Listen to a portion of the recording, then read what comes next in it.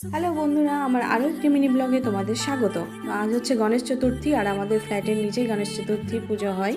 তো সেখানেই যাব, তাই জন্য এত সাজুগুজু করে রেডি হয়ে নিলাম। তো তোমরা জানিও কেমন লাগছে আমাকে। আর তারপর বান্ধবীকে পাশের ফ্ল্যাট থেকে ডেকে নিয়ে তাকে নিয়েও নিচে চললাম।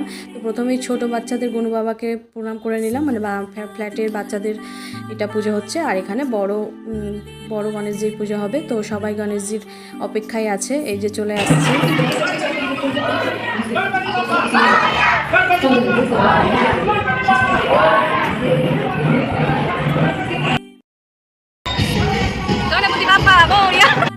আর এই যে এখানে গণেশজির পুজোর আয়োজন চলছে। তো পুজো মানে শুরু হয়ে যায়, তারপর আরতি হয়, তারপর প্রসাদ বিতরণ হয়, তারপর সেখান থেকে আমরা তখন চলে আসি।